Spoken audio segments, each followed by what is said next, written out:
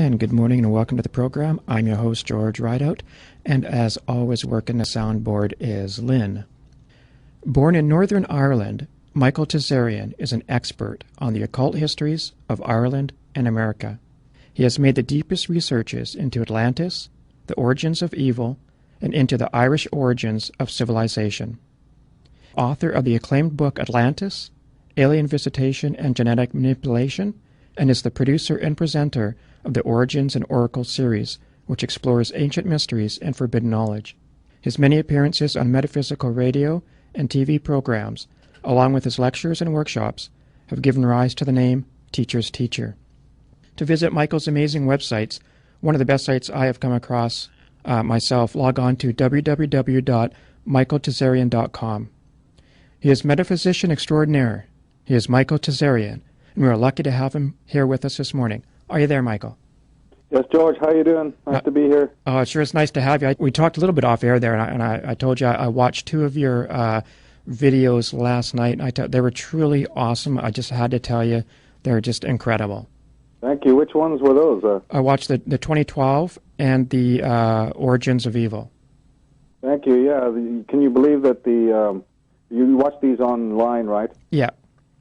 Yeah. The Origins of Evil wasn't even planned. You know, there's about over 100,000 people have seen that just in like about 2-3 months period, and you know, I get a lot of compliments for that particular presentation, and yet, you know, again, it was a fluke that it was even filmed. So, you know, that just shows you how fate works. Yeah, it's amazing. Now, you're the author of 3 books so far. Is that correct? Well, there's a whole bunch of books, you know, that I'm working on. One is actually available, and there'll be 2 more available this spring. Well, actually 3 more coming out in spring. Hopefully, if all goes well, of course, you know. But yeah, right now we have the DVD series, which is 6 box sets, and also 1 book, which is the book on Atlantis. Those are available to the public right now. Now, you've given so many presentations, workshops, and classes on things from Western magical tradition to indigo children to psychic vampires, symbol literacy, origins of evil, the Irish origins of civilization, subversive use of sacred symbolism in the media. I tell you, man, your research drawer must be incredibly full. Yeah, you know, I mean, it's too full, and you know, have to do a lot of presentations, and you know, it takes away from, you know, doing the books. But if you do the books, then it takes away from, you know, doing live presentations. So I'm always anxious to, you know, do radio shows like this one. Everything in life is about keeping a sort of a happy medium and making sure that, you know, you're producing information and working on what you love, but also that, you know, you're not just sitting in the dark. I mean, you know, the radio, the media, the internet, you know, what good is it if people are studying these things, but it doesn't actually get broadcast to the world, you know? So I'm always anxious to do good radio shows, but, you know, I say no to a lot of gigs. I say no to a lot of different, you know, opportunities because, you know, I just don't feel that the integrity is there or whatever, you know, so I have to screen a lot of different people, you know, but I saw your site, you know, checked out your show, really liked it, so, you know, I'm always anxious to work with people, but, you know, they have to be the right kind of people as well. We sure appreciate you having you here, because, yeah, I'm the same way. You know, I like to have guests that same thing, that not only do I want to hear what they have to say, but I want other people to hear what they have to say. Yeah, this is the key thing, you know. And I tell people that who are also very pessimistic. You know, I get a lot of emails, and some of them, you know, tend to say, you know, hey, I'm like you. I study these things, but when I'm talking to, you know, my friends and my colleagues about these kinds of subjects, they just completely ostracize me, or they call me a crank, or, you know, they make fun of me and so on. You know, how do you keep up doing it? How do you keep your optimism? You know, so I get a lot of that, and my response is, you know, that it doesn't really matter that other people like that respond in that way. This is sacred knowledge, and therefore you're going to have, you know, resistance. But that's when the test is whether you really love the knowledge for itself or what it's going to bring you. And, you know, I think about it, you know, there's a lot of people in this world that are into the subjects, any subject, but certainly these occult subjects, because, you know, it brings them a certain ego fulfillment, and therefore when they're troubled and when suddenly the subject matter starts to test them, or when fate starts to test them, you know, then they back off and they get pessimistic and they kind of wish they'd never started, you know. But I really love this information, and it's something that I've always done all my life, long before any type of public notoriety or anything like that ever happened. And I'd still be doing it regardless of that. So it's just about whether you love it or not. Yeah, exactly. And I'm exactly the same way. And I remember you saying on one of the shows that you started like when you were 13 or something. And for me, same thing. My first mentor came into my life when I was 12. And so it's been like I've been doing this kind of thing all my life. And it's a thing for me that I think is so important right now, that you have to do what you are. And you have to live your truth, and no matter what that is. And I think also that when a person does that, the universe will take care of you.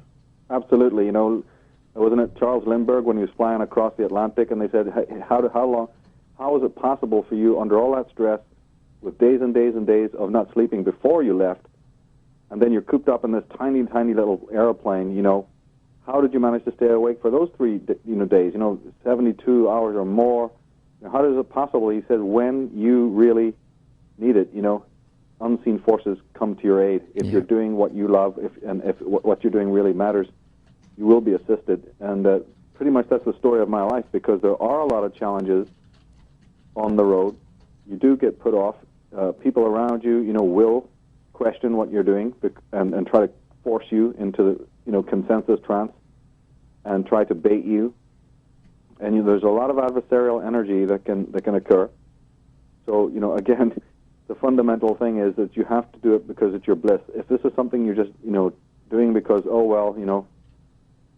for any other reason, then you will have to stop. It'll either destroy you or it will cause you a great deal of sorrow. So, being a servant of the truth doesn't mean you know the whole truth. This is what a lot of people also, maybe I get emails from people, saying, hey, man, you keep on saying that you know the truth, or, you keep using that word.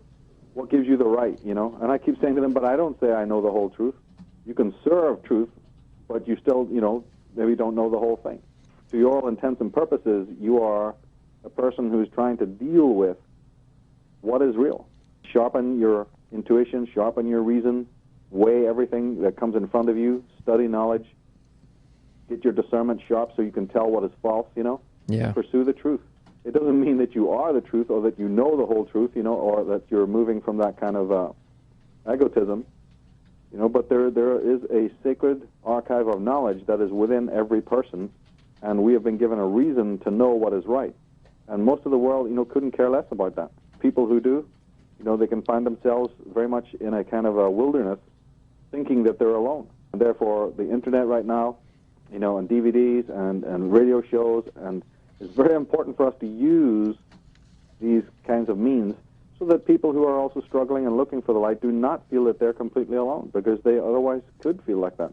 Same here. It's something I hear a lot about, people saying that, they're so alone, they have nobody to talk to. And then when they find somebody, they just kind of want to latch right onto you because they're, they don't have anyone else to bounce things off or to share with. And I myself just feel very blessed because through it all, I've always had a number of people that I was able to walk the road with.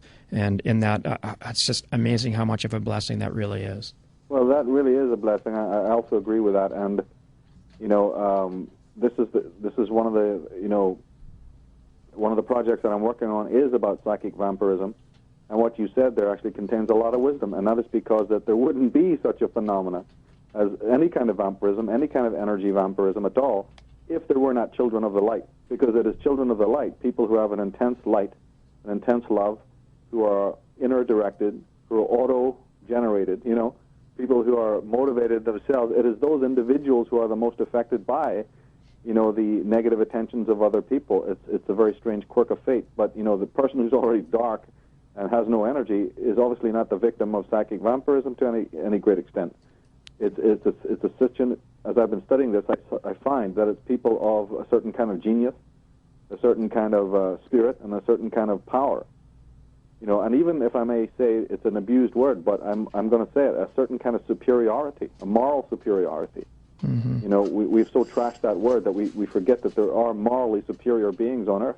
Yeah. And those individuals are going to be beset by those who see that light, and they want to plug into it. And I find that people on the spiritual path, one of the reasons why a lot of them give up is because they get surrounded by these kinds of individuals, or they already have that kind of adversarial energy in their life, and they don't know how to deal with it or cleanse from it. So this is a big question.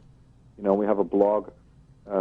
People can go to my blog and see comments from people. We're working on this vampirism project, and it's just a fascinating subject for those who are interested in that kind of thing. Yeah, it is. And it's just so cool how this has already started this morning, because it's exactly the thing I wanted to start off with this morning.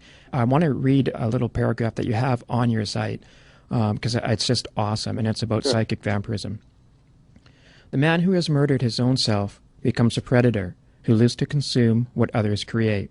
The self-murdered person is the greatest threat in the world, and is both violent and destructive toward himself and to everyone he encounters. He can occupy positions of little importance or of the greatest importance. He can destroy a single life or that of a world. He cares nothing for the trail of destruction and ruin that he leaves, only for the satiation of his insatiable appetite. He seeks you in all that is yours. Wow, that is just pretty heavy. And did I write that? I must have forgot. Yeah, that is heavy. But it's so true. And what is exactly psychic vampire, and how do we recognize them?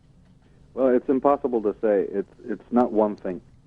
It's not one thing. And one of the reasons why I've taken so long, because I've studied this subject all my life and have been very, very hesitant, George, to even do anything about printing this or, writing about it or doing a DVD. With all the other work that I've done, that the road to a book or the road to a DVD, has been pretty obvious.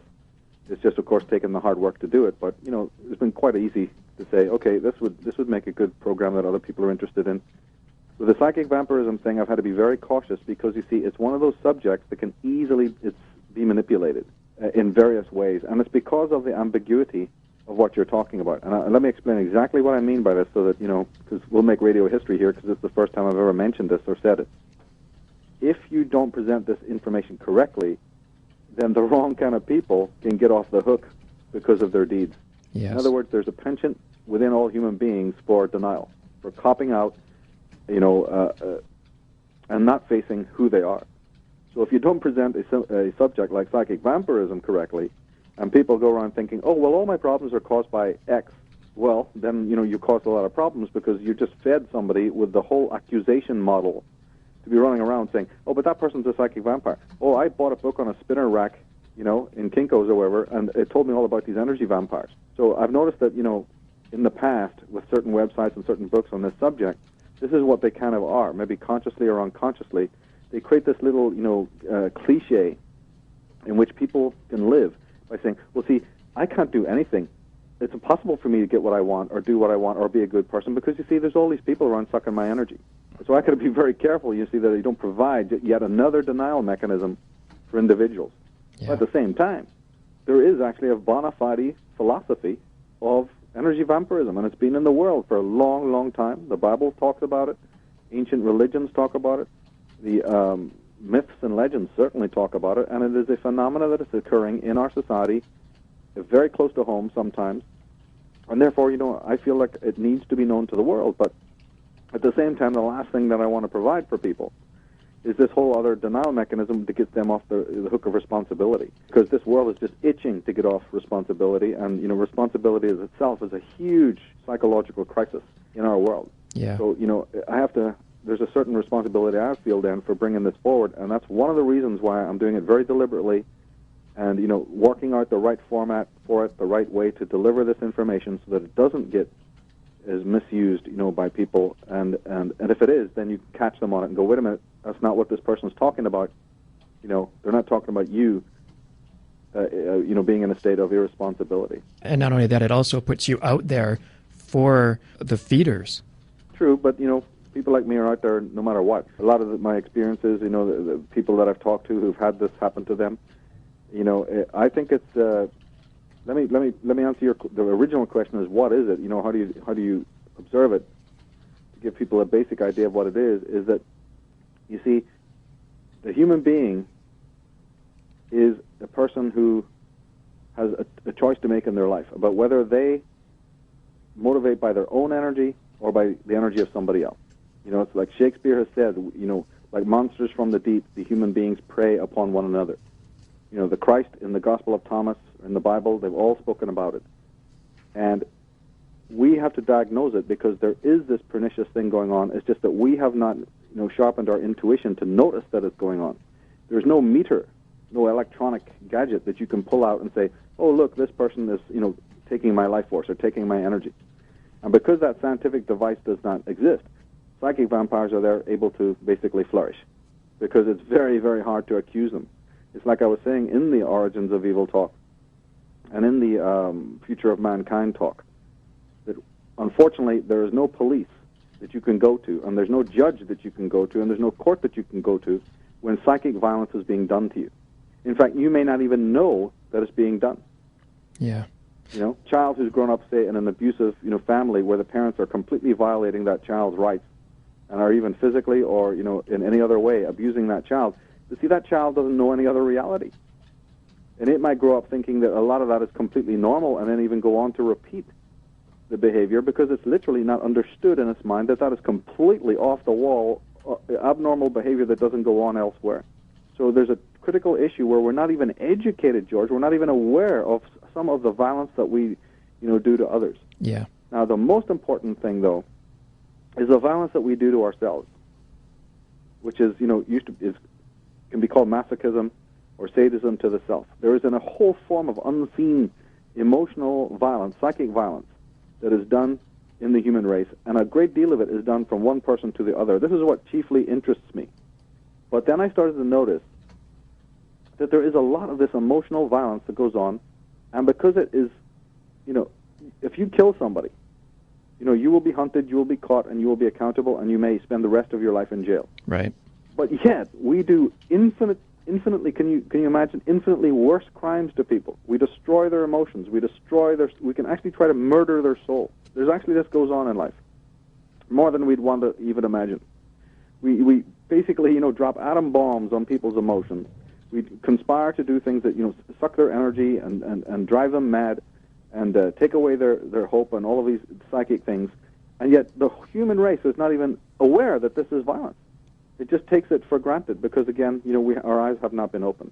So to me, it's absolutely critical that human beings start to open their ideas to this kind of psychic tyranny, this kind of sadism to the self, and then from that move on to understand more about the kind of violence that we perpetrate on people, which may not be illegal in the, quote-unquote sense of the word, the obvious sense of the word. It's not going to happen overnight. This is I'm hoping to kickstart this information, this knowledge, so that, the human race does start to get savvy about this, because physical violence, criminal violence, is not the only kind of violence that's going on in this world. That's for sure. To me, what it's all about is the awareness of self, and through that, all these things can become known to us. If you don't believe that somebody can hurt you psychically, can they? They can hurt you whether you believe it or not. Exactly. Oh, they can hurt you even if you are aware of it. Yeah. I have heard of cases in which people who are in the spiritual community and who know how to cleanse themselves, very deeply, who know how to change their energy, cleanse themselves, they're still under attack. Maybe not as bad, but how can you avoid it? It's like somebody going out into the streets and walking downtown and expecting that you're not going to inhale the fumes, or get the dust on you. What we've got to understand is this is a natural phenomenon. As long as people are in the kind of pathetic, inauthentic, and low chakra state that they're in, full of envy, and envy is different than jealousy, full of anger, full of repressed, content, you better believe that you're going to be walking in a sea of their energy out there. So just like we know that there's weather, and you have to protect against the weather, the human race needs to learn what are the keys, what are the ways of finding out about this. I said earlier that it's difficult to identify one, and all I meant by that is that each individual case is kind of different, because each individual is different. Exactly, yeah. Each person is different, and therefore their particular kind of interaction with a psychic vampire is going to be different, because it's all based on your own profile. And the vampire, these are usually very cunning people. They modify their behavior based on each situation. Say there is this hypothetical vampire that you know at work. Well, that person isn't going to operate the same way with you as there are for the person in the next office or the people they know at home or their neighbors. They got a different face for everybody. So what I can provide is a general philosophy of this subject. And then it's up to the person to, in all good feeling and in the right way to sort of utilize that philosophy and make sure they're not using it, as I said, for a cop-out where they're, maybe not overcoming some of their own issues because they believe erroneously that other people are preventing them. So it's a catch-22 situation that you can give the tools to somebody. You can sort of lay out the general understanding and to show case studies and histories and all of these things and go into the subject in an academic way. But, I'm not responsible for how people apply it. They have to know that, wait a minute, my father may have been sort of a cruel individual, but he wasn't a psychic vampire. He was just a messed up guy who was pretty much good at heart. Or that person who's done some, kind of rotten social things. Maybe they beat up people or they were in a gang. That person's a criminal, but it doesn't mean they're a psychic vampire. A psychic vampire is a very specific kind of person that's not just, a normal criminal or some person who's kind of, did some bad things in their life, who maybe went down the wrong road. Some people can be very good at heart. And some people who can appear extremely pure and extremely spiritual can be the worst kind of vampires. Oh, so true, man. So true. So this is an education, and it's very important to kind of find this out before they mess with you, because it can be very difficult to find out that the guru you've been following, for instance, I'm not going to give any examples here, but the point being that the priest, the beautiful lover that you've been with, or the guru you've been thinking is also wonderful and is going to give you enlightenment. You'd be shocked to find out that these people that you've invested a tremendous amount of faith in and who appear in front of you is just so bloody wonderful. Excuse my Irish, but they turn out to be these kinds of beings that we're talking about. So, it can be a shocker, and it's important to be able to test for it first, at least to test for it. Couldn't hurt, you know what I mean? Yeah, and that's why it is so important to at least have a basic understanding of what it is to realize when it's happening to you, because a lot of people may not even know that they're doing it, but the ones that are truly the ones to watch out for are just the ones that you mentioned that know exactly what they're doing and are pretending to be something that they're not. Right. Now, of course, we all need others, and we all need things from people. So the issue of psychic vampirism goes very deeply into motive. You may need something from a neighbor, or you may need help from a person. That doesn't mean that you're a psychic vampire taking their energy, because you're giving those people the choice, to not help you. Mm-hmm. And you love them anyway. It's like saying, okay, I need this person's help, but okay, I see that person's, not able to help me today, or, that's fine. And you basically have a humanness about you. I talk in my Atlantis books about the old alien intervention and the fact that our DNA may have an alien, component to it. It's kind of like that. I try not to cross the two subjects over too much, but the vampire, in a way, is sort of like that. There's a lack of humanness, and it comes, as you read from that quote, that these individuals, because of some primal wound, and maybe some past life stuff, I really don't like to get into that too, because it takes you off on a whole other metaphysical tangent, and I like to keep this kind of content. This content's far out enough without getting into karmas and past lives. So, but just from a purely psychological point of view, the vampire is basically a troubled and hurt person themselves. They have a negative, relationship with themselves, possibly because of a primal wound situation in their own past. And from that point, they've decided to, stop feeling. Because the pain that they suffered at that point of the primal wound was so intense that, unlike the rest of us, they chose a radical way to deal with that pain, which was to stop feeling altogether. Now, when you meet somebody like that, you might not notice that. You might not notice that they are unemotional people, because they're able to camouflage that. One of the ways that I've studied that they do that is that they tend to be extremely sensationalistic, because if you're not looking very closely, sensation and emotion can appear to be the same, but they're not the same. But you wouldn't know that unless you'd really have the ability to study it. So that, they can come across as very charming and extremely sensationalistic, and because pretty much, life is tough, and we like these kinds of people, and they appear on the surface to make life easy and make life a joy, and, they give us a certain pep, and they seem to have a lighter, gayer energy around them. They have certain ways of making themselves very attractive in this kind of way, very untouched and unsullied. And, of course, then we feel that these are very attractive, possibly even very spiritually advanced people. And, of course, we have a natural drive, don't we, that wants to be around good, exciting, light, and very friendly people. Yeah. Well, how many times have you seen the fly caught in honey and it's dead? Yeah. Right? It had a beautiful death. That fly had an absolutely beautiful death. The only problem is it's dead. Yeah. So we got to, and our ancients knew this. That's why they came up with these phrases like, all that glitters is not gold, and, the problem with something that's too sweet is it would kill you.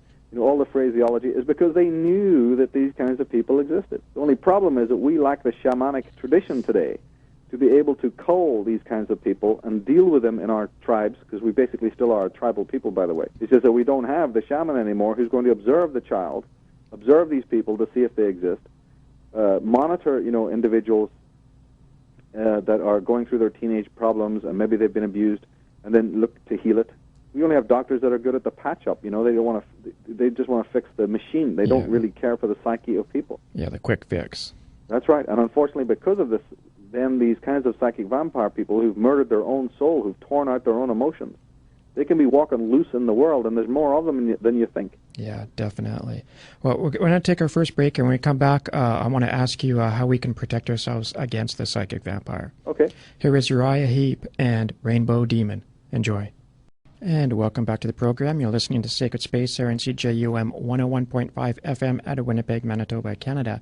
And we're sitting here talking with Michael Tsarion right now about psychic vampirism. And before we left for break, Michael, I wanted to ask you about, now that we know a little bit about the psychic vampire, how do we protect against him? Well, it's like in any kind of disease situation or any kind of toxic situation, even if it be just a mere problem with cleanliness in the home or, any kind of clutter, because that's what this psychic vampirism is. Basically, it's an assault on your sovereignty. First of all, it's reason. It's an education into the subject, a simple understanding that the phenomena exists, and then from there you move. The key way to really discover it, if it is happening in your life, you see, or you suspect it's happening to you, is to basically be very observant of your own energy fluctuation. And, I go into this in greater length in the DVD that's going to be coming out, but again, it's all about a knowledge of the self. I think you mentioned this earlier. Nothing happens in this universe for no reason. Everything that happens to a man, including some of the worst things that can happen, like having to spend time in jail or whatever, there's, you may curse it, you may hate it, all these adversarial and sometimes even preposterously, seemingly meaningless things that happen to us, all of the domestic minutiae that just absorbs all of our energy. So, if you look at life, it just seems that there is so much chaotic stuff that, one has to handle in just the course of one life. And basically, people can start getting into pessimism and think, it's just too crazy, it's too much, I don't understand it. What we got to realize is that there's a meaning and a reason for everything that happens. So even in the case of, when you've suffered enormous violence in, say, a family situation or domestic abuse, or that you suffered prejudice outside in the world, or whatever scenario that has caused you pain and caused you suffering, it is for a reason. And one of the biggest reasons is because it's turning a man in to find out who he is. All of the different adversarial things that have happened in the world, including psychic vampirism. Because again, psychic vampirism is just another kind of violence. It all boils down to different forms of violation on the person. And the world is full of this kind of thing. And we also do it in our own actions. So it's all about it's basically about the absence of self. The people of the world have not been addressing who and what they really are. And you can't blame a lot of them because, you see, we're conditioned from day one. If you take a beautiful stallion, but you have with a whip, and in a closed, fenced environment, you train that animal every hour, on the hour, day after day, week after week, it's going to perform. Mm-hmm. Even the wisest of animals, like the elephant, which is, known as the wisest of all animals, even the lion, which is the most ferocious of all animals, will do your silly damn tricks for you if it's trained, long enough. And the human being is no different. So from the point go, from the, intervention of parents who don't know what's going on, all the way up to the schools, and then, further on, and through the media, human beings are just pulled, literally taken away and pulled away from their own inner voice, pulled away from their own inner center, and they're living on the periphery of being. And that's a very dangerous place to be, because if you're out of touch with your own sovereignty, if you're out of touch with your own inner voice, then you are open to all the parasitical energies, and all the vampiristic energies that may exist of people who are even further from the light than you are. And then it becomes a vicious circle, because this kind of phenomena does not happen unless there is a violation somewhere. Psychic vampirism, like any kind of violence, is a violation of truth.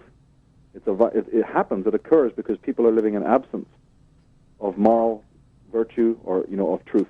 Yeah. And until the world returns to a virtuous state, it's not doing that. So you're going to have these kinds of parasitical type of action. And as I said, we all have it to a degree. But you may borrow somebody's energy or take somebody's energy, and it's such a small amount that it's not really missed, and then the chi builds up again quite quickly. Or we might meet somebody that's a bit of a pain, but they're not necessarily a vampire, but we got to maybe do a couple of things for them, and it kind of takes their energy down. You'll have a lot of that happen in life, but it doesn't mean that that person is a conscious violator of your energy. It doesn't mean that that person has murdered themselves. It doesn't mean that that person is very, very far away from the truth and the light, and that they're living. They want you to fulfill their existence. So that it's very different each case. But the remedy is to use your reason, know that the subject is out there, and then start to be able to monitor your own energy levels emotionally, so that you're walking down the street and you feel good, you feel all right, there's nothing troubling you, you seem to be in an equanimous state. You meet this individual, you talk for about 15 minutes, and then you leave, and then suddenly you find that your emotions are in a terrible state. Most people don't connect the dots. They don't connect the fact that, wait a minute, was it to do with that person and their energy? Because we are trained to blame ourselves. It's a form of self-sadism. We are taught only to look to our own, sort of inner mind and the kind of mood swings that we normally have. And we don't necessarily note the fluctuations of an energy based upon, and the reason why is because we trust the mask. We go by the mask, and everyone is good at playing the mask. So you meet somebody, and just because they're smiling, and just because they're happy to see you, and because they're, throwing back at us the platitudes, we might not notice what our emotional body is saying.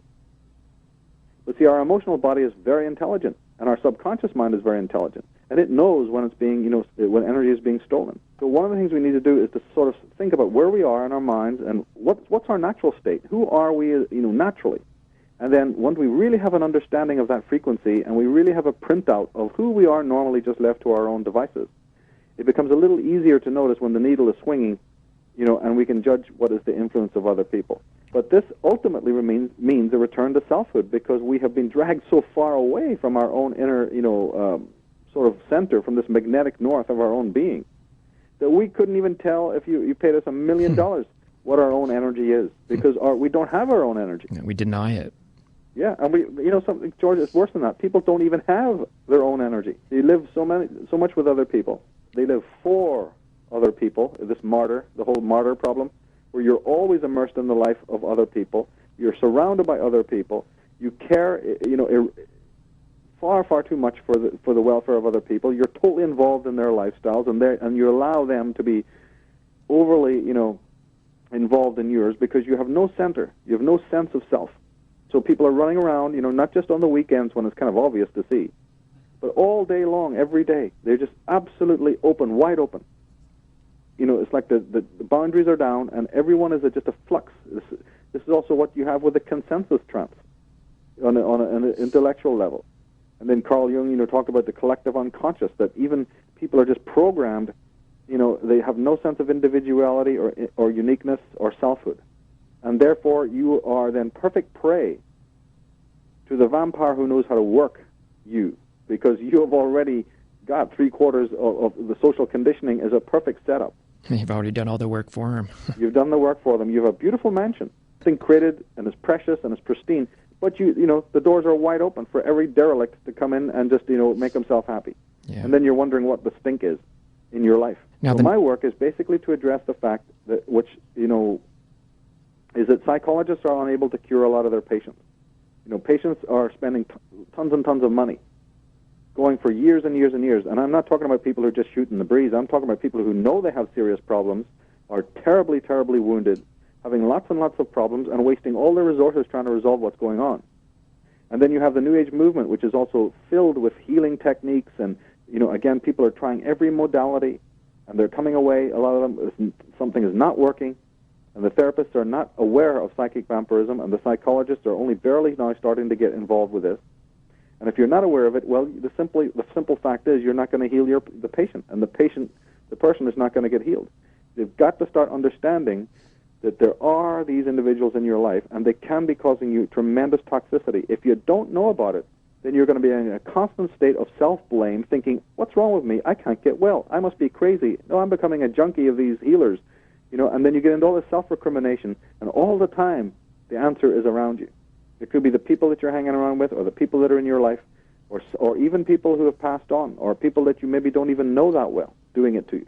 There's all sorts of permutations of this. It's not about getting off the hook by saying, oh, yeah, well, this goes on, I don't have to do any homework.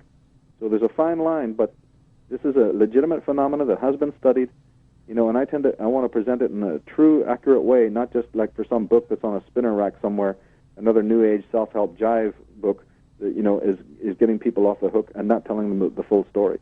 Once, let's say one has had an attack, how do we heal after an attack? Well, again, it's difficult to say because each individual case is different. Basically, the person has to get centered. What they need to really do is get away immediately. The main problem that I've seen in the lack of healing is because you're emotionally corded to the person already. So if you can decord, that means, emotionally just drop that person or those people and get away. Cut the cord. You're going to be good, and later on you'll come back quickly to your center. Because remember, not everyone is massively attacked. It's not, again, it's one of those situations in which you may have brushed into one, and it's pretty easy to recuperate. I deal with extreme circumstances in which people are completely compromised on all levels, materially, sexually, spiritually, emotionally, whatever. And it goes like this, George. When you have an intellectual camaraderie with people, but then for some reason, that kind of breaks down. Say that, you got a bunch of, say you have something in common, like, you believe in vegetarianism, and you're against all the hunters, and you're against the, and you put yourself out there as a kind of an anarchist who's against the system or whatever, and you cluster up and clan up with a bunch of people, and then slowly, you all change and you all differ. It's painful, but it's not that bad to change your intellectual camaraderie. It's like people in a band, who are all playing the same kind of music, but then what do you know? The guy wants to do some kind of different music, and that feeling of brotherhood breaks. It's painful, but it's not that hard to pull away and detach, take those hooks out of you and go, well, okay, we changed, we moved on. If you have material connections with somebody, like you're in business with them and you're working on this partnership, or you have a business that's with other people, and again, some sort of breach comes in, it can be painful and it can be wrong, but again, you can recuperate quite quickly. But see, in life, when you make emotional connections with people, especially on a deep level, when you get courted emotionally, it is a totally different matter. For some reason, maybe because of the primitivism of the human being emotionally, these hooks are very, very deep.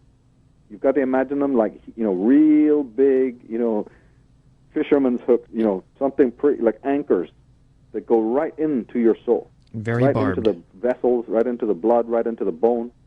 And so, boy, oh boy, trying to take those out again is very, very hard, if not impossible. And then the problem is that even when you've taken them out, the wounds take a long time to heal, even though the hooks may be out. So this is where the situation is, that, when you've realized, it can be too late, because the person who's normally vampirizing you usually doesn't present themselves as an enemy. That's not the way the vampire works. The enemy, doing that will be no good, because then your defenses are up.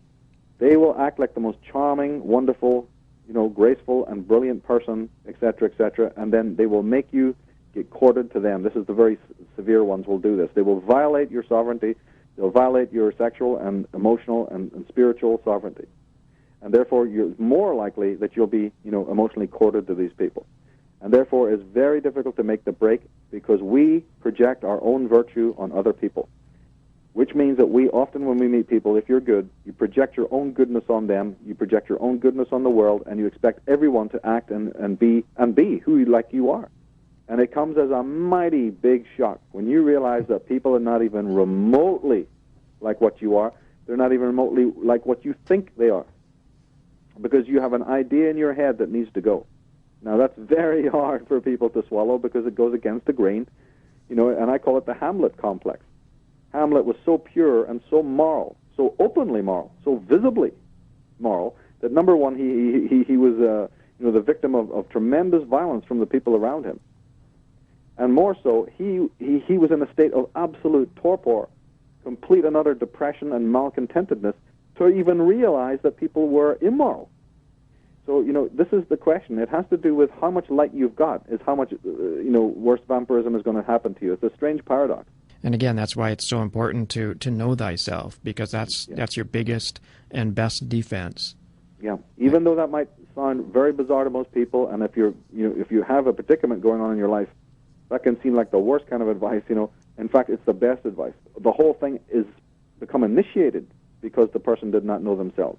Yeah. This is how I got into the subject. I come from the spiritual community, and it was through it was through the discoveries of metaphysics and knowing thyself that I came across this pernicious disease. Because in my work, it's not so much about finding out how to, develop towards the light. I believe that people already have a tremendous instinct for doing that. I always say this in my work. I think that the problem is not that people lack the passion or the motivation or the inclination to go towards the truth. I think that a lot of people have. I think the reason why we're not there is because we're not addressing those forces that keep us from that. We've lost our catabolic thinking. We've lost our deconstructive model, in which you have to remove the violence, the toxicity, and the filth, and the error in order to move forward naturally. What we've done is we've forgotten about that and say, oh no, but I'll just pay this person, or I'll just give this person my allegiance, or I'll just follow this technique or this spiritual path, and that will help me. But, that's just trying to pull yourself up by the bootstraps. You don't need any of that stuff. You will already automatically move of your own nature towards your own satori, towards your own nirvana, without anybody else's say-so or help. It's just that you're attached. It's the famous old, story of what the Eastern mystics used to say is attachment, attachment, attachment. But what did they really mean by that? You see, and I'm hoping that my work will give the Western people a much better understanding of what it's meant when they say that, you have to let go of your attachment. People have a very vague understanding about what that means. What they're really talking about is emotional attachments, a particular kind of courting, a particular kind of neediness that's very primal, and it's very, very deeply inside human beings towards one another. And it's a violation. Now, we might call it relationship, and we might give it the term love, because that's easy to do. It's very easy for somebody to cover their psychic violence in the name relationship. If you're not dealing with a human as a human, but you're dealing with them as a role, because that person is your child, your slave, or your husband, or your mother. These are all roles, and they have no meaning spiritually whatsoever. Most of these relationships are not based on people dealing with another person as a human, respectfully, and responding to their sovereignty and to their spirituality. You never see that. What you see are various forms of violence, various forms of enslavement, under the name of family, you see, under the name of government. Look what's happening right now in America. Psychic vampires are all the way up to the White House. Yeah, and beyond. And we put them there. I say this in my other work. But the condition is within everybody. You could have a person in your family that's more of a tyrant to you than anybody in Capitol Hill. You've got to deal with the individuals that are psychically, erasing your spiritual quest, holding you back from your light, right in your midst, if you can hope to do anything tomorrow, on a larger scale. Wow, we're going to take our next break here now. I tell you, the time just goes by so quickly. It's just amazing. And when we come back, I want to ask you a question to kind of bring us into the next segment. And the question will be, what's the difference between a creative man and a destructive man? Okay. But for now, here is Jethro Tull in War Child. Enjoy. We're sitting here talking with Michael Tsarion, and right now, once again, about psychic vampirism. And before we left to break there, Michael, I wanted to ask the question, what is the difference between a creative man and a destructive man? That's a supreme question, very important question. It goes to and it's very important to ask these kinds of questions because there are different kinds of human beings walking around in the earth. And, again, as I was saying, using our reason to not only be able to monitor ourselves, but to, be able to judge other people is very, very important. In the New Age movement, there's this whole cult of thou shall not judge, and all of this malarkey, and I'm very, very much against that. I believe that judgment and criticalness are aspects of the reason, and that we're living in an age that is very, very down on things that, we need to be using every single day. I mean, we use them every day at the counter. We use them every day when we're doing normal things, when you're going to buy something. And yet, when it comes to the most critical moments of our life, when we're just about to make these critical emotional accordings, we suddenly throw them out the door and believe that, just accept what people, the mask that they play. And we hurt ourselves by doing that. We actually violate our own judgment. We violate our own intuition when we do this. So there is a need to observe the differences in people and to sharpen the attributes of the reason. Otherwise, we're going to be wide open to attack. But getting specifically to your question, it really boils down to Arno Gruen is a psychologist that I think summed it up perfectly, in which he talked about the difference between the outer-directed and the inner-directed person. This is a psychologist called Arno Gruen, and he's sort of a Freudian who wrote on the betrayal of the self, and he wrote about how it has come that man has basically become a robot, an automaton, a person who just follows the handrails that are provided by the system, by the society, and goes along and performs these roles. And what the psychologists are saying, the Freudians and the post-Freudians are saying, is that, look, most people that you see are actually, George, not even human in the fully sense of the word. They're deeply sick, deeply ill people who will end up on a psychiatrist's bench if they can afford it, or on medication if they can't. We're dealing with a culture of people who have lost their soul. Yeah. And Jung also talked about this, Carl Jung. And the psychosis of the pathology is rooted in this ubiquitous extroversion that you see in the world. So you take the extrovert person. That person is not going to look deranged or psychopathic, because they may apparently be creative. It's like people in music. They can be drug fiends. They can be womanizers. They can be the most debauched of people, but they can get on stage and play great music. Yeah. So to all intents and purposes, they appear to be quite normal, and even people might envy those kind of people. So, but they're outer-directed. Outer-directed means that you're waiting for the world to turn you on. You are absolutely empty within, but you are a good mimic, and you're a brilliant performer. So most people that you see around the world, they don't actually have a soul at all, because there's a fundamental rule that people need to understand. And what we're talking about, they can go to my website, Psychic Vampirism, and they can read that quote that you started the show with, and they can get into this a little bit more if they want to. And on the blog, if they go to michaeltsarion.com, they'll be able to go through the blog and read up on this so they can get a handle on what we're talking about. But fundamentally, psychologists have understood that the soul is not something that you're born with. The soul is something that you yourself create as you live with this thing we call experience. That's what it is. That's what experience is for. The theater is time and space. And your will, your energy, your passion creates that which is meaning in your life. But my God, how threatening that is to the man of ego or the man who's been mistrained from the time that he's born. Yeah. He has no intention of giving meaning to his own life. He's waiting for George Bush to give him meaning. He's waiting for the media to do it. He's waiting for the neighbor to do it and the lover to do it. In fact, he's hot after a wife, so he can get joined at the hip and have those children and get into that whole world, because he himself is empty, and he's saying, fill me, people. Now, he'll use the word love every 5 minutes if you give him a chance. And he'll, use the word patriotism and individuality and independence, because they're performing. They know all the right sounds, all the right, cues and affectations. But those people are fundamentally empty, and they're saying to other people, you fill me up, making slaves of their wives and husbands, slaves of their children, slaves of their animals, and slaves of everybody they meet at work, and so on and so forth. The creative person is the inner-directed person who can live in the world and enjoy the stimuli. It's not that you become a hermit or a monk. No, he can enjoy the movies and the music and the larks and the fun and all that the world has to offer. But he is not empty should that stuff not cease to exist. It doesn't guide him. He has an inner life, an inner enriched place that just, works. Yeah. And he's able to manufacture and create for himself what is needed.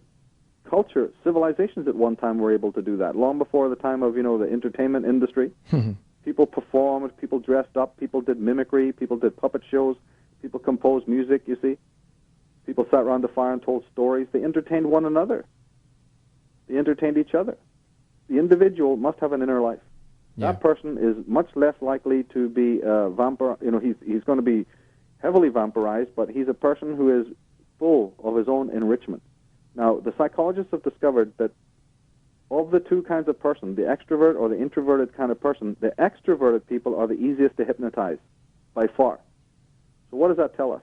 It tells us, for one thing, not that extroversion itself is bad, but the ubiquitously, extrovert person is already under hypnosis. He's already a person who's bought into a lie, bought into the collectivized stuff, which is the fashions, which is this maniacal, the fashion statement is one thing, is one version of this. It's not the only one. So it's not like, you have to blame people who are into fashions, but fashion is one aspect of the consensus, that you have no sense of self whatsoever, that you've got to be, what the world is telling you and what the media, is throwing at you. Mm-hmm. But it goes way deeper than that. And therefore, the person who is inventive, they are these extroverted people who know how to jump through the hoops. This is exactly the same thing you get in the academic world, the people who jump through all the hoops that the state provides and say, well, now I got a PhD, I must know things. Yeah, can regurgitate well. Yeah, but I must be intelligent because, look, they've given me my medal. They pinned me. They pinned a medal on me. They've told me I'm a PhD. I must actually know something. Yeah, I have all these letters after my name. That's it. And yet they know nothing. There's not even a single creative person amongst most of them. And they're not mavericks. In fact, they'll go after the mavericks. Those people now believe that they're the academic police who are going to tell the Immanuel Velikovskys and the Dr. Wilhelm Reichs that they don't matter. You see, so we have this kind of tyranny going on in our world. Yeah. The creative person, he's completely different creature. Completely different creature. He's inner-directed. He's not waiting for the stimulus to turn us on, and he's not playing a role. He's not performing. In fact, he actually refuses to perform. He's something of a rebel. Yeah. He tries to not conform to any kind of pattern whatsoever and gets very upset when you try to, compel him to do so. That person is a truly creative person, even if he doesn't produce anything. He just himself is a creative person. He's alive. Well, yeah, he's alive, and most likely he will create things, amazing things. But you see, he will be an outsider. He will be the person who is the outsider because he's on the journey of looking for the truth of himself. The person who's conforming to the handrails of the world and to the conveyor belt, and who's basically has basically given up being a true person, being a true individual, given up finding out who they are. This individual will be automatic, and it will be the media and society and the government and all the rest of it that provide the scaffolding for the security that is required in that person. And this is what is happening all over the world today. Yeah. And that's why then people can turn around and lament that they don't have Bachs and Beethovens anymore and Rembrandts anymore. Well, actually we do. It's just that you don't appreciate them and you crush them whenever they should show their spirit. Yeah. Whenever they try to act individually, you shoot them down. Yeah, you want to stop them, you want to get rid of them because they're not following what everyone else is doing. That's right, and we don't even give them the breathing space to then maybe develop. One of the greatest adversaries in our world is time. The way that time is manipulated, and the way time is managed. The people don't even have a moment now to even finish a thought. They don't even have a moment to finish a sentence before they're being cut off by some other jerk sitting there, claiming to be a friend. Mm-hmm. Nobody even knows how to listen to another person anymore, and because we're in a culture of that, where it's perpetual. I mean, absolutely wall-to-wall, perpetual. How then can a person follow their own thoughts if they're not permitted by their friends to do so? So it's so deadly. It absolutely creates epidemics. It's a vicious cycle. People who have not even got the length of duration from one thought to the next, George, because the media has already jumped in there, or your friends are just wanting to cut off and blab what their life is about, and nobody listens anymore. And I found that if you observe this, people don't even have the luxury anymore of even finishing a thought. What can you do with a culture who who thinks that the time between two thoughts is too long? Yeah. Well said. Incredible, isn't it? Yeah, I tell you, and you've just defined a very limited number of people, unfortunately. Yeah, but you can turn it around because again, people will change when times get hot. Yeah. So even as much as the trouble that happens in society, or it seems that all is woe. I don't know. It's a strange quirk of human fate that they only change when their ass is on fire. So and sometimes I look at the darknesses in the world, and I don't complain about it because I say, look, when everything's going rosy, because people have better food than they've ever had, They got the greatest kind of technology. They have more freedom than they've ever had in the ages of the past. They have more leisure time. They have more perks. People can travel. They can see the world. My goodness, if you compare our world just to the agricultural or industrial revolution, we have so much laid on, it's unbelievable. More privilege. And yet, you know, yeah, 3/4 of the world is still starving. You know, there's young children even in America who are starving. So there's problems, but you also have to look at the positive side of it to say, well, we need to really then use the positive privileges that we've got for the absolute best that we can do, because our forefathers didn't even have that. So things can turn around, but it just seems that until times get really tough for some reason, the human being does not value, because they've had the greatest music. You just played Jethro Tull. I couldn't survive it without listening to bands like that and that kind of music. People have had the greatest music. They've had the finest movies. They've had the finest books. They've had the greatest, columnists. You've had Lord of the Rings. Is there something out there that hasn't already told people the greatest stories, the greatest mysteries, the greatest myths? The whole story of virtue. I mean, we're talking about psychic vampirism. What was Professor Tolkien talking about of the Dark Lord? Where he literally has to give you a ring so that he can suck you dry of all your life force. Look at poor Gollum. People are familiar with the story. Sucked dry of his energy until he becomes basically a shadow. So tell me where it is that we have not been taught. In the greatest songs, and the greatest, the tradition is there. It's all in your face. Fundamentally, there's certain people who just will not face it. Yeah, and it's so easy, too. All you got to do is stop and listen. But, again, it doesn't happen until there's trauma and pain in life. Schopenhauer said, without pain, life is meaningless. And as much as you want to, rebel against statements like that, people prove it every day. Yeah. Until trauma or pain comes into their life, until the universe visits adversarial energy on you, you don't get down to what is fundamental. And I wish it wasn't like that, but it is. Unfortunately, it is that people only, they will not wake up without a shock or without some trauma. And now, you can manifest that trauma even on the social level. You can hire politicians to go out and murder in your name. If that makes you happy, if your whole inner violence, your violence towards yourself is so severe, then, of course, then we enter into this whole situation in which we have the nemesis, the shadow in the world, and the whole guilt complex that's operating in people that keeps them in these inauthentic lifestyles. So the human being needs a radical change of their psychology, and I believe those days are coming. I believe that they're not going to get away with it because nature has its own purity, its own methodology for waking people up. Yeah, I've often thought that no matter what we do, Mother Earth will, kick us in the butt when it's so needed. Even if you get into the science of it, Bruce Lipton, 99 point something is our unconscious mind. The little part that we use that causes all our problems, it's only the smallest part of ourselves. So we have another brain, another mind that is tapped in, to the universal matrix. And despite our own conscious, egoistic, violating life, there is something else within us that is connected to the truth and desires balance and is screaming in pain because the conscious mind is not aligning with the truth and is not being virtuous. Well, there's a whole part of ourselves that's in disaffection because of that. Human beings need to get off the medication, stop escaping, stop running to the fashions and all of this stuff, and face themselves within and say that I'm going to put down all of these roles and this nonsense of the performance because that is not helping me. It's condemning me to further agony, and it's condemning the world. So, to hell with all of these addictions and this medication, which, of course, also then helps these leviathans, these monopolies, stay in existence. And people need to start turning to face themselves, because if they don't, we might be in the end of the civilizations that, people think have been created. This is something I wanted to ask you, too. And this may be skipping ahead a whole lot, but I want to ask it before I forget. I've often thought that what's going on, especially in the States and to an extent maybe the UK too, that and here in Canada too, that this whole thing that's going on now, this Illuminati or whatever one wants to call it, they're in their death throes. That's my belief.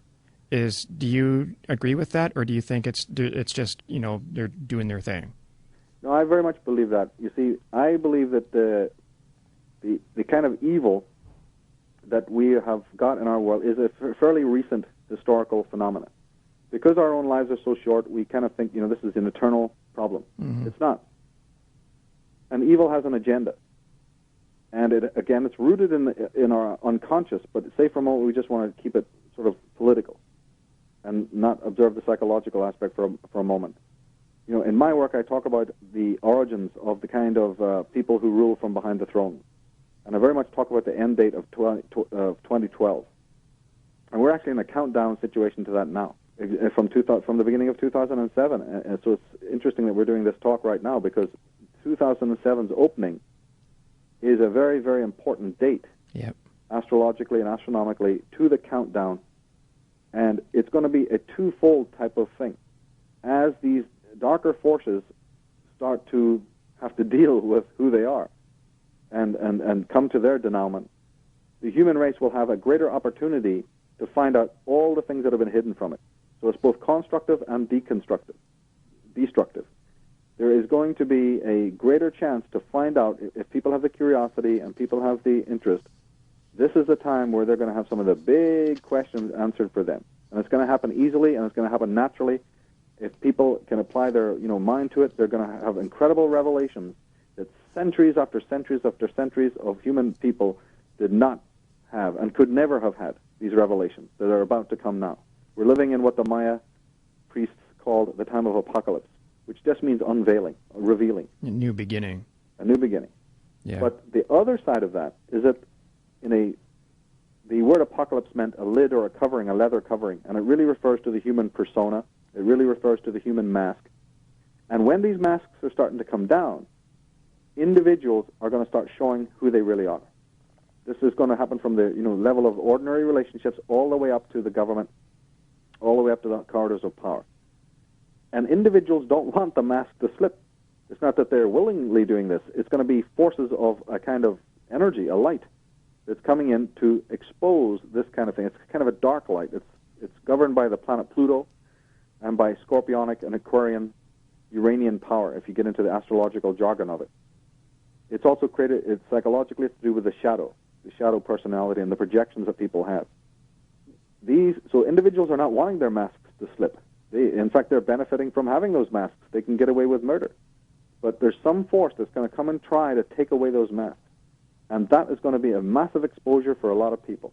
It will also expose all the corruption that is on the governmental level, as you were talking about. And so those forces are going to have to deal with it. And because of the unveiling of this kind of disease, there is a good chance then that the human race can rid itself of this type of life that we've created, type of leaders or misleaders, and we can start again afresh from 2012. Given what the prophets are saying about 2012, and given the way that it was expressed, it looks like that it really will be a major change, a major leveling. It's not going to be just a little phase shift at that particular date. It could be a very, very radical, massive worldwide change. And if the dark forces have their way, you see the trouble with evil, and you people have seen this in Star Wars and in Star Trek, is that a being can get so evil that they'd rather go down and take everybody with them if they knew they had to expire themselves. Yeah, that's the scary part. Right, and they may not even be in control of that kind of instinct, because it is an instinct. It's a death instinct. I mean, for years and years and years, people thought that, people had their hand on the button and could just press it and the nuclear war would begin. Well, it's along those lines. If you're so psychopathic and so megalomaniac, my mind goes to the Star Trek 3 movie, or I think it was Star Trek 2, The Wrath of Khan or whatever, mm-hmm. where this kind of creature wants to blow up the whole universe just because he's got to die. They say, hey, chump, you go and kill yourself. The world will be rid of you. But what the problem is that we don't understand that these people are very, very megalomaniacal and highly, evil. They basically, this is the fact of the matter. And you see, how do we know that they tomorrow will not, take away more and more of our rights? How do you know that tomorrow they will not unleash a kind of a plague?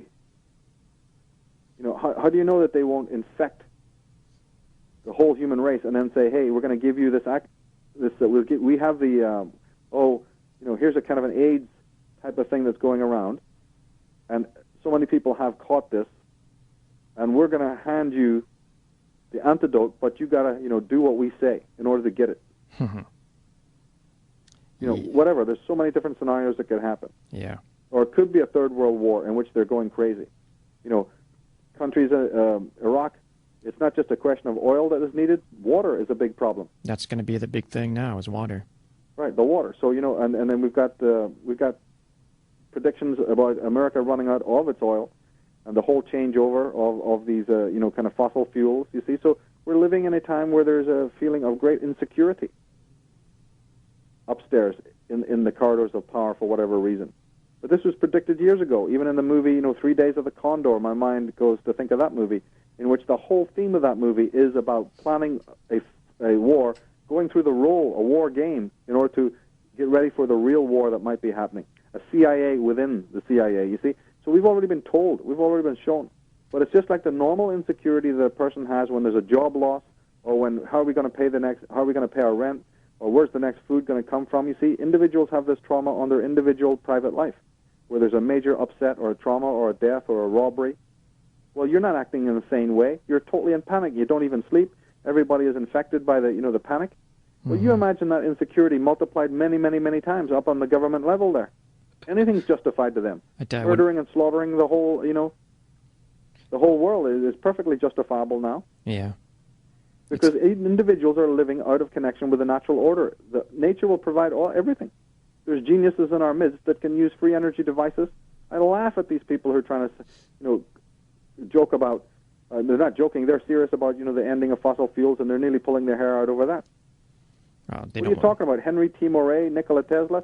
These guys were able to run entire office blocks on a box that wasn't even plugged in. Well, look at the human body. Even the human body itself, we have enough electrical current going through us that we can harness Isn't it amazing? that. Yeah. You've had Walter Russell. You're going blue in the face. You've got, you've had the finest geniuses, but nobody's interested in them. That's all woo-woo stuff. Forget about that. No, we got to dig up the earth and corrupt the earth and find other ways, and we got to monopolize. Because believe me, also, I can tell you one thing: there is more oil that the American government has got hidden for hundreds and hundreds and hundreds of years. There's no such thing as an energy shortage whatsoever, even in oil. Anyone who's done 5 minutes of real homework knows that. I've known people who worked in the top oil companies who've been taken into secret rooms and shown all the hidden silos and all the hidden oil that's kept in reserve while they show shortages in the world so that the whole world can go into panic. Well, they want you to believe that. That's right. It's all mind control. So even if people are into the oil thing, do some homework and find out about the black operations and the fact that they've got so much oil, so much. If they weren't polluting everywhere, you'd have even more. So, the situation is completely manufactured. Manufactured fear, manufactured lack, manufactured want. There's not a single country in the world that should be starving, but the World Bank sure makes sure that they starve. So, we've got injustices on our doorstep, and it's completely obvious to anyone who's done 5 minutes of homework that the whole thing is organized.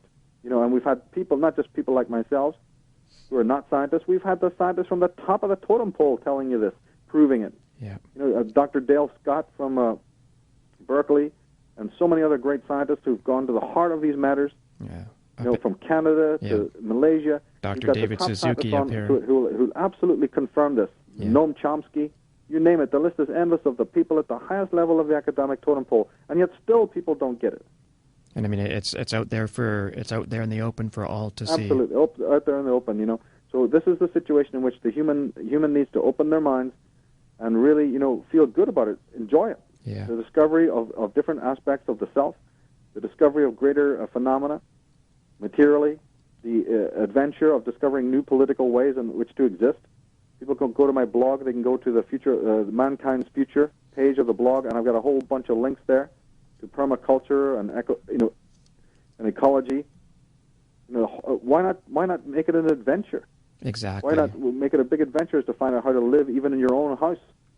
Off of better ways. There's been movies made like Affluenza and All Stressed Up. These are PBS, 1 hour, 2 hour documentaries showing people, different paradigms of how to live on recycled stuff. So there's a whole study in this, and it's a wonderful study to realize that you're not exploiting the earth anymore. You're not exploiting your neighbors. Talking about independence and we're the greatest country and we're all individualistic. It's all just verbiage. It doesn't mean anything. It's all rhetoric. Why not do something physically to get off the grid? Yeah. Stop funding these monopolies that are destroying your country. Exactly. I tell you, I hate living in a city right now. I'm used to living in BC and halfway up a mountain, and It's scary to be in a city nowadays. It's just, when the shit hits the fan, I know a cave where I'm heading to in BC, and I tell you, I miss those. I miss those cities are mountains. geopathic places to begin with. Yeah. They're also concrete vampires. The whole idea of creating things in a block. I mean, we can get into the whole geometry of it. Cities are not healthy places to be in any sense of the word. No, I tell you, I had a teepee for a number of years, and I lived in a teepee for almost a year. And after being in that, I found it so difficult to walk into square buildings. It just assailed my senses. It was so bizarre. I couldn't go into stores. I had to kind of acclimatize my body again to walk into buildings. Yeah. It was bizarre. And yet there's a whole culture of domes out there. Yeah. People can get into domes, the geodesic domes, and live in those. And they're not expensive. They're far cheaper than even anything to run a normal house. Yeah. Because there's nothing economical about living in 90-degree angles and boxes and squares and cubes, which is ad infinitum. So people need to start, the discovery of self is also an involvement into subjects like feng shui, it's into subjects like astrology and geomancy. There's a whole world of learning out there that your teachers did not teach you, that you need to re-educate yourselves. People need to educate themselves into all of these different things and make it a joy, make it a discovery, not something horrible and pessimistic and fear-based. Yeah. The fear is basically an epiphenomena of the city. Your fear is your epiphenomena of living amongst other people who are living in their lower chakras and are lost in fear. So, stop blaming yourself. I mean, people need to stop blaming themselves. When I say you, I don't mean you personally, George. I'm saying you, the people of the world, need to get out of blame and realize there are reasons for your predicament. Yeah. You have imbibed the collective. You have projected your own goodness onto others who do not deserve it. It's like, take a relationship setting. One of the greatest psychologists is the late R.D. Laing from Scotland. And Laing said something fantastic. He really analyzed relationships a lot. He said, look, you enter into a relationship and you have given love and you have given trust. Because love and trust go together, and you can say which one's even more important. It's up to you, because both are extremely important, love and trust. He said, yeah, you've entered into the relationship and you're giving your wife love and trust, but you do a third thing, which you should not do. And these psychologists know that you shouldn't do it because they're picking up the pieces of the people who have done it down the line. He said, you've also done a third thing, and that is that you have expected or conditioned yourself to believe that you're receiving love and trust also. It goes with it. They all come together. If you give your love and trust, you automatically assume, and there's really no reason to do it, but you do, you assume that you're receiving those things in kind without testing for it. And he goes, that is the place of disaster. Because if the vampire is operating in your life, then they are going to make hay out of the fact that you believe you're receiving what you're not receiving. But the problem is not the vampire, the problem is your own assumption. So earlier when you said, how do you protect yourself against the vampire, is know your own motives, know your own assumption. It's actually you who's allowing them into your power. Yeah, don't assume. Yeah, he says, in that assumption, you've left yourself wide open to this person who normally probably couldn't attack you. And then what you do, you give so much allowance to those individuals. They breach your sovereignty continually, but because you're in auto-hypnosis, you're constantly forgiving them, you're constantly violating your own intuition, you're constantly letting them get away with murder. When in fact, by the third time they violated you, you should have already been sharp and go, wait a minute, there's something fundamentally wrong here. But you see, we constantly then excuse and excuse and excuse, because we are in a state of violating our own inner garden, our own inner temple. And then you can't. Why do you then blame the person for bringing their muddy boot prints into your mansion? It's your fault. Yeah. Everything precious has a guard around it. You don't go into museums and just see Ming vases, just set down there in front of everybody. Right? They got guards, they got ropes. Everything is cordoned off so that you can't just go and stick your fingers on it. Well, the person is the most sacred thing that's walking the planet, but he acts in the most unsacred of ways. Yeah, destroying the temple. And the cities in which people live, is exactly an extension of that Merkaba. It's an extension of the human of this ego-based regularity, because everyone's so damn insecure inside their own consciousness that they require even the houses in which they live and the streets in which they go and the blocks and everything to be regular. What does that tell you about the psychopathology of people? That they can't even live in an organic, natural way like the tribal ways that they have before, you see. It's horrendous. Well, and then from the water and the food, yeah, you know, and the media, this is highly inauthentic ways of living. Yeah.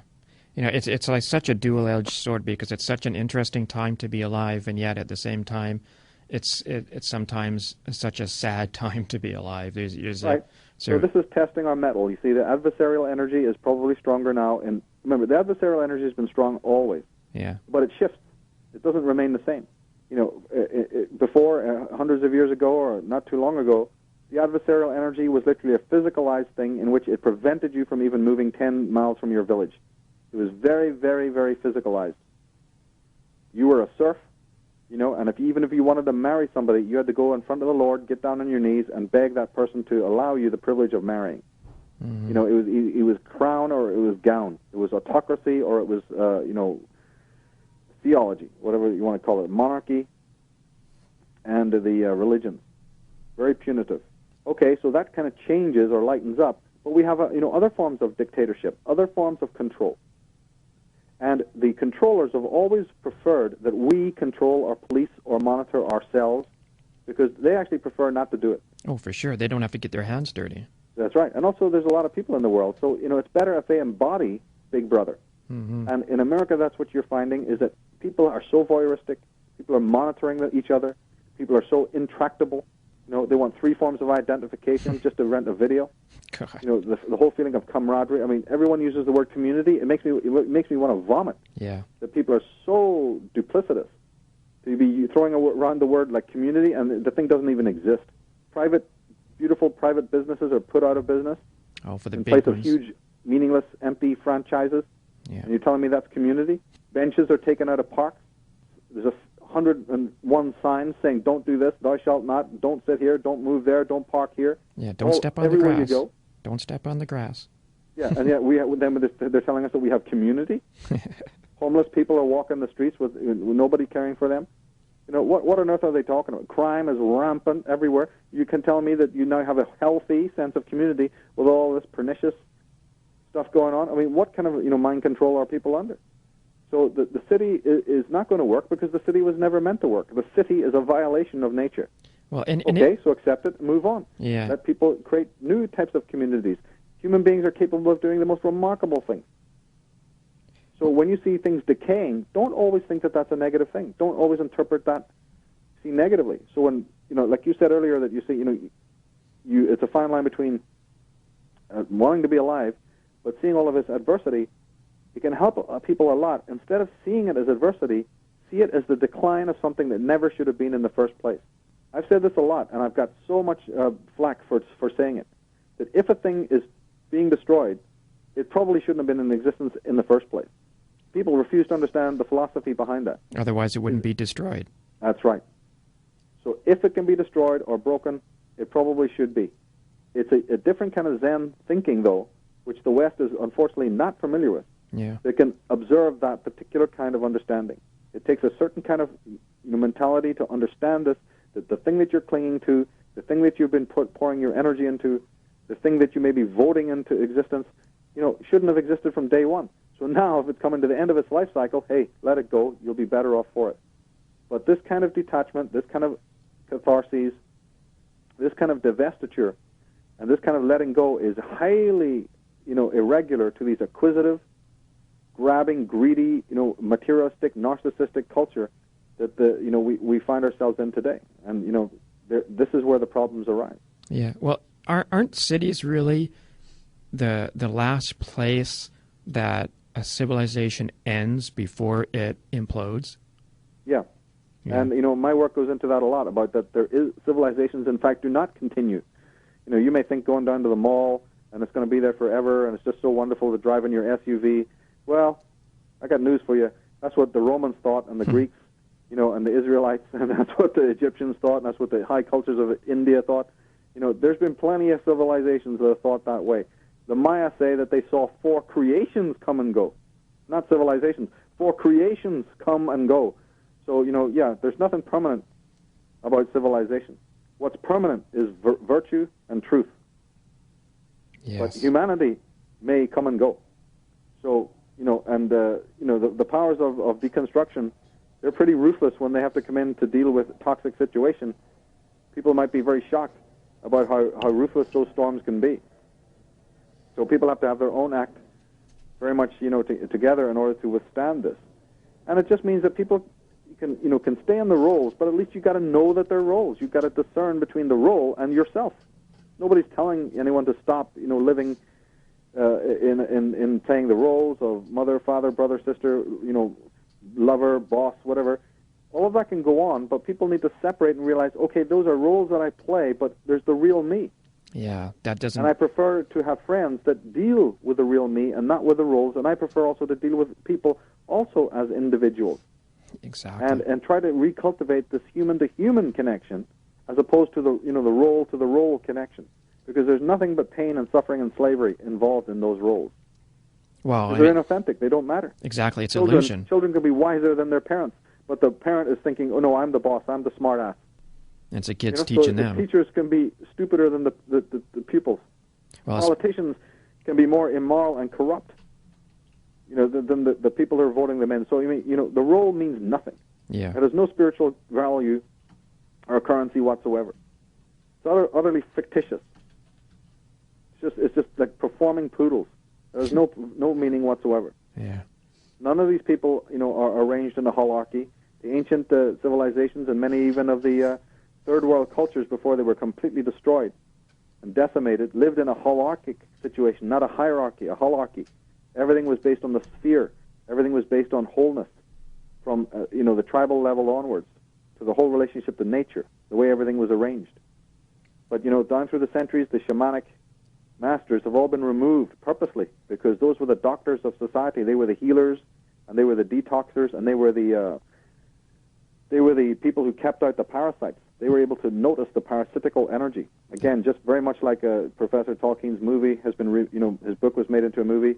People check out that movie. You can see a very good example of how ancient societies worked, in which you had the shaman, and that the shamans eventually got corrupted. The wizards got corrupted, and this caused enormous upset in society. But at one point, they were connected to the knowledge of nature and could assist and monitor and help civilization in a very, very beautiful and natural, organic way. Not as teachers, telling you anything or lecturing you, but helping you to learn yourself, helping to bring the teaching out from the human heart and the human mind. Yeah, coming to that understanding within. Yeah, coming to the within, not didactically, which is the way we're forced to do it now, basically imprisoned in these schools for 18 years. I mean, just think about it. Yeah. Over here, you even had to, in Europe, you had to wear a uniform. And you look at the word uniform. They're teaching you to be individuals, and then the very term uniform. I mean, what kind of nonsense? The thing is so hypocritical and double-speak oriented. How can you then develop children who have free thought? Not to mention the fact that in Europe here, the schools that I went to, they were also very violent. They were physically abusive. Literally, beat the hell out of you for the slightest infraction, Yeah, we had that too when I grew up and went to school. We had the strap, and the teachers that threw the balls at your head and whacked you into lockers and. Oh yeah, full out violence, full out assaulting on your person, whether or not your parents allowed it or not. They were going to do it anyway, which is again the whole point of sadism. You have sadistic people who are sadistic to themselves, then they're going to naturally perform sadistically. Like you mentioned before, they've lost their humanness. And Precisely. They're no longer human. And that was one thing too that I saw on one of your videos last night too. And you're the only other person other than myself that's really picked up on this that I know of personally. I'm sure they're out there, but I haven't talked to them specifically. But in reading of Frank Herbert Stone, I remember when I was a teenager, and there was a little saying in his books that I carried with me from the moment I read them. And you're going to know exactly what it is, and it is fear is the mind killer. Yeah. And I just can't believe that people who read those books didn't come out with that one, because it is so blatantly obvious and so apropos, for today and for any time. But fear is the mind killer. Yeah, and people don't notice it or its effects, because, again, they've been moved so far away from the center, that they're so far removed from their own authentic voice, that they're basically mutilated. They're emotionally mutilated, and they're on the periphery of being, in a very, very precarious place. And therefore there's a lot to be fearful about. You know, the person who's estranged from their own inner tabernacle, Jesus, you know, they're going to be the recipient of every kind of pathogenic entity or force that, you know, plagues the human mind, because they're in a shattered, fragmented, and broken state. And in that state, there's going to be a lot of anxiety, because remember, anxiety and fear are two different things. Mm-hmm. In a way, it's not fear that is the mind killer, it's anxiety, because fear is usually, to be technical about it, fear is a emotion that arises when there's a legitimate threat.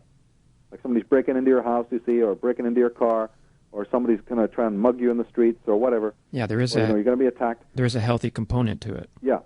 Anxiety, though, which we use the word fear to also use that word, but anxiety is fear of something within your own being. And in Dune, this is what the teachings of the princely child, because that's Shadrach, that's what the initiations were. Mm-hmm. Is that, you know, especially with some of the rites that he had to go through, was to confront the fear within his own self when it's not really a legitimate threat. And we are in the same situation, that the human being has so estranged themselves from their own dark side, and I don't mean something negative. The dark side is actually something positive. It's an aspect of ourselves that we have, you know, thrown aside. Yeah. And we're not connected to looking at our own self. This then creates this estrangement, and all of the repressed content, we get anxiety about it. So it's about something of ourselves inside that we fear, that we are in lack of, and that we're in denial of. And this, over time, builds up this sense of anxiety. And so we have this culture of stress. And then we have the next culture that tries to deal with the stress, meaning the medical, pharmaceutical. Okay, yeah, everybody's stressed. Okay, so let's rearrange the furniture now on the Titanic, and let's have some more medication, and let's have some more yoga, and let's do a little bit of this and a little bit of that, and maybe let's change the work hours a bit, and can you breathe a little bit more deeply, you know, and all this nonsense, all this superficial topical stuff. Anything to avoid the true Freudian, you know, true full psychological analysis of what the hell is really going on. So I'm not a believer in any of these gimmicks and topical, you know, kind of scenarios, because, you know, that just prolongs the problem. And human beings are going to really have to take responsibility. There's no easy way. You're going to have to take responsibility. But I claim that, you see, that this is incredibly enjoyable.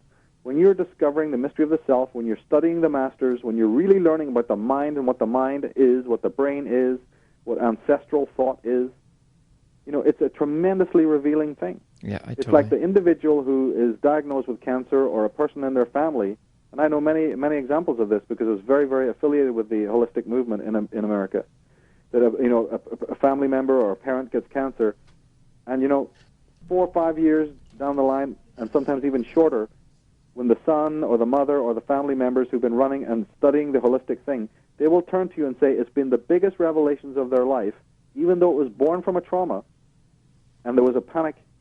By them learning about herbs, and by them learning about the right kind of eating, and the, you know, aromatherapy and reflexology, they have completely transformed as people. Yeah, they are more educated than the doctors who were diagnosing them in the first place. Yeah, it's a true awakening. This is what I mean. See it as an adventure. Yeah. You know, adventure is not just marching off, you know, the Mount Shasta and climbing up the mountain. You know, there's other kind of euphoria than just physical things. You should do those too, but there's also intellectual pursuits, spiritual pursuits that can bring you tremendous knowledge and tremendous enjoyment of a kind that most unawakened people, you know, they don't have. They might want to run and swat tennis balls, and they might want to run and, you know, roller skate, or they want to climb mountains or do with all this physical stuff, and their lives are basically empty because they're filling their days with the constant stimulus of a world that's just going to be there 10,000 years, you know, later after they're dead and gone. Yeah. But they've never really, you know, moved to develop the thing called life, the life force, the soul, the spirit. No, and it's not they're not eating the proper food to feed the soul. Yep. And that's And unfortunately, this is, you know, again, the condition of the training. Parents who are just not smart enough or clever enough or willful enough to put their children into better schools. They just send them right down the block to these cages, to these utterly preposterous mind control factories, you know, and then they'll happily tell you that they were brought up in the 60s and listened to the Moody Blues and they listened to Pink Floyd, and I just go, knock, knock, knock.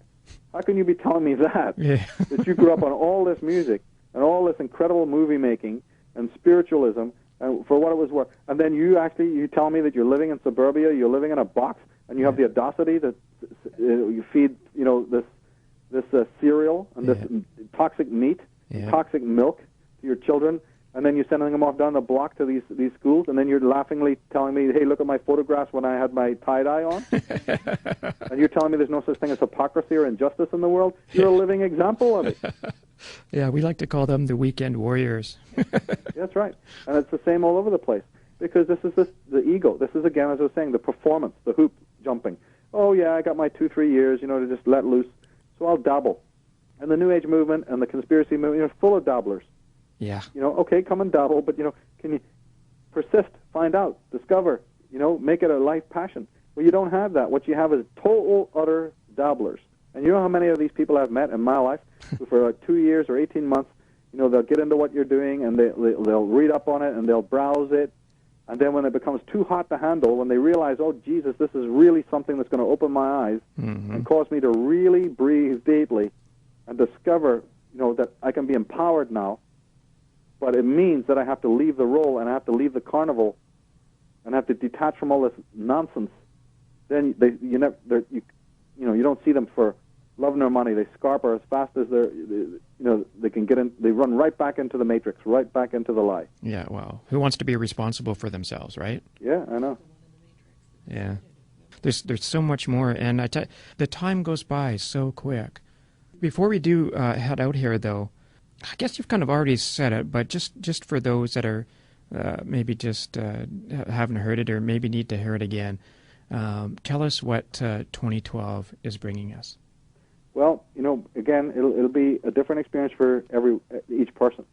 But on a general way, the key thing is now that the key component to remember is that we're going to start being able to see behind the mask. And that means a different reality for both protagonist and antagonist. It does mean that there will be political, because these kinds of effects are going to be felt on all the levels, both political, social, relational, domestic, you name it. So it depends what, milieu we're addressing. If I'm talking about 2012 in relationship to relationships or the domestic situation, or like on my DVD with 2012, that's why it's so long. It's like 5 discs long. We try to explore all the different permutations of this. On the political level, I mean, a blind man can see that there's revelations taking place already. Things are massively changing. To put it in a nutshell, America has always been an aristocracy. It's just that now you're finding out. So there's one example of the mask coming down. The mask is coming down to realize there never has been a democracy. The people in power are not democratic. They are aristocratic. They are oligarchical. They've always been that way, and they always will be that way until they're taken out. And so now the American public are realizing that a lot of the spiel that they've been listening to from the time of Roosevelt all the way back is a complete joke. Yeah. And that whatever comes out of these people's mouths is a total lie. Now, some people can handle that and change their political affiliations and do something different in the political milieu, or they can just continue to go along, and maintain the status quo. Same thing on the relationships, same thing on the personal level. When a person starts to analyze themselves and see the way that they're operating, they can realize what kind of, tyrannical aspects that they have, or realize what kind of vampiristic or violent or sadistic ways that they have. Look at their own needs. Look at their own inauthenticity. Look at their own, courting. Look at how you might want to make somebody very guilty in order to have control over them. Or you might allow people in your life that make you feel very guilty. You might tolerate untold violation of your sovereignty. Why would you want to do that? So if people are abusing you and you feel under the weather, you see, and you're at work and you don't set your own boundaries and people keep violating it, well, this new energy, which is coming in the next 5 years, which has already started, is going to assist you to be able to understand what it is that helps you to bring in the very kind of adversarial, action that we talked about at the beginning of the show. Now the human race is going to get an idea of what am I doing to bring that in. Yeah, I got to the point where I know that my life is full of adversity and that the world is full of adversity, but that's basically it, stumm, from that moment on. Well, that was the 20th century mentality. In the 21st century, you're going to be given the tools, you're going to get a chance to hear the teachings and the traditions that show you what you are doing to bring in the things in your life that you don't want.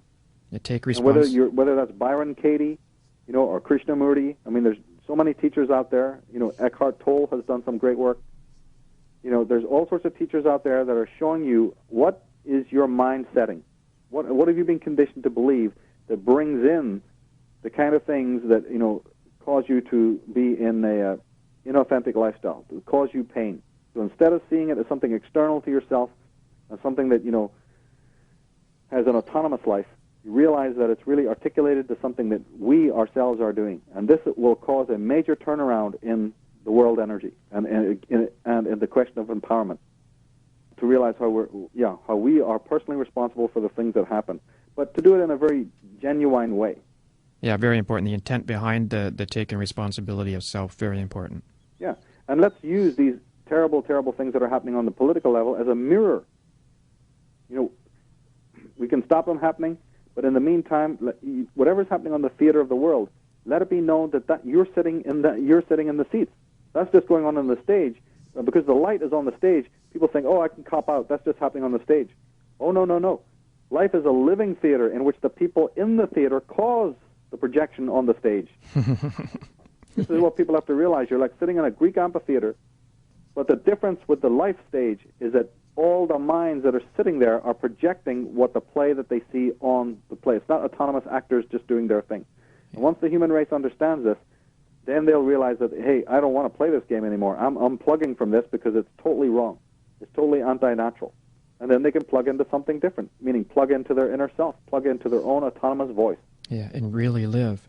And really live, because 2012 will signal an ending of the world that we have known. It's not going to finish nature. Nature can never perish. But the lie will perish, and people of the lie will perish. And if those people are, using the political sphere or the domestic sphere or the social sphere or whatever sphere to hide their own vampiristic nature, their own loathsome, immoral nature, well, there's another kind of action that's coming in that's going to be shining the light there and revealing those people for who they are. So this kind of revelatory action can be very, very needed for people. People who struggled a lot, people who are of the light, people who just, have suffered so much. Well, this can be a very good and positive and cheering time for those individuals. There's no reason to be down. What's happening now is that light is coming in to shine up the darkness.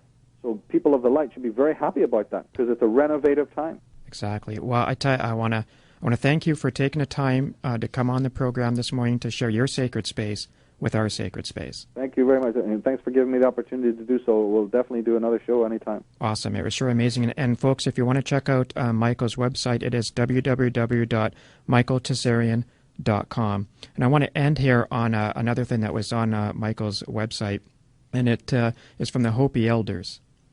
All that we do now must be done in a sacred manner and in celebration. We are the ones we've been waiting for. And here is Mike Oldfield. Peace out.